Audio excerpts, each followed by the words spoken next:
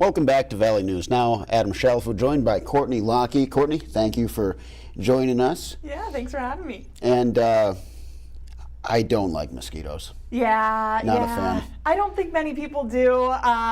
Lisa was here to deliver the good news on the desk just a couple of minutes ago, talking about the drought and how the rain has really helped us come out of that really fast.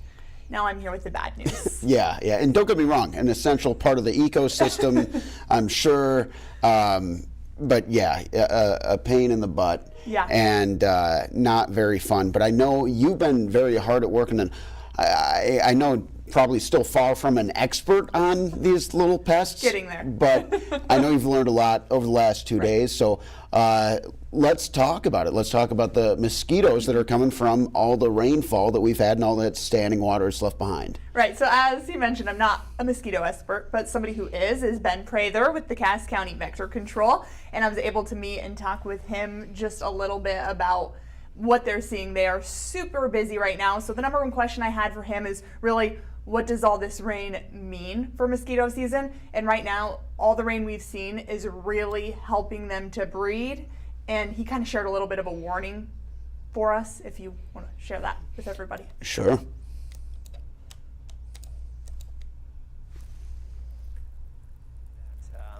We have seen a significant amount of rainfall here in the past 14 days, past 30 days, and that is going to create some problems for us here in the coming weeks.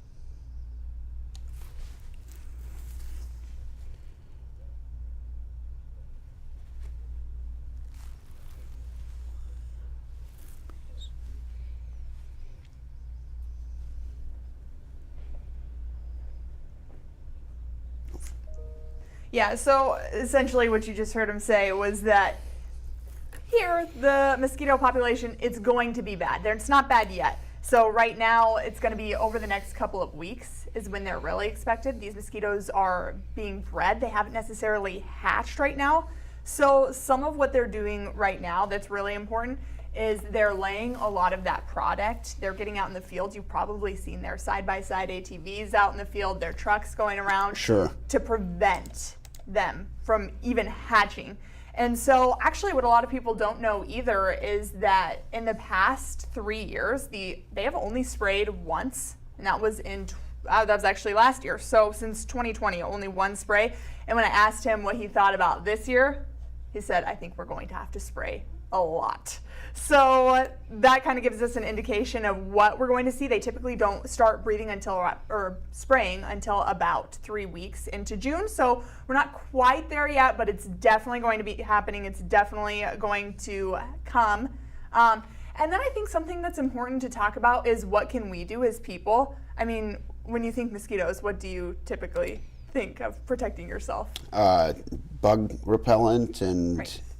Anti-itch creams. Right. Yeah. So that's what I think too. But it's actually a lot more than that, than those two things. And there are a couple of good advice that he also shared. If we want to hear from him one more time on that. Spots, maybe bring in some fill, try to move that sump pump hose around, and certainly can empty your containers. Look at those potters and those things. We're definitely seeing a lot of habitat emerging that maybe people haven't expected in the last few years. And if you're leaving containers and other things out there, you're certainly just going to welcome more mosquito biting pressure in the next couple weeks and months. So really what he's saying through all of this is that if you have sitting water in your yard anywhere, whether it be in flower pots or maybe you have a little bit of junk, maybe you have old tires that have filled up with water, that's going to really invite those mosquitoes. Sure. Okay. in. So a lot of people have been saying that they've seen mosquitoes already, and that's true. They are seeing them, they're out, but the vast majority of them are the mosquitoes that were bred during the spring months, and those typically do not bite people. Interesting. Yes. So the majority of the ones that we're seeing right now shouldn't be a nuisance, but the ones that are coming most certainly will be. Have you gotten any bites yet? No. Have you? Yeah. You have? I think one or two, just, at the Red Hawks game, Yeah. whatever. And, that is an area where you can have a lot of standing water kind of around the stadium, some of those areas. But I'm just going to spray up. Yes. You know, I'm going to just be ready and do my best. Yeah. But And speaking of spray, one more thing that I feel like is important to mention, just because we get so many calls about it, people asking us about it. There are no major health concerns with the aerial sprays that they're going to be doing. Yes. Okay. So you don't need to stay inside. You're not at risk.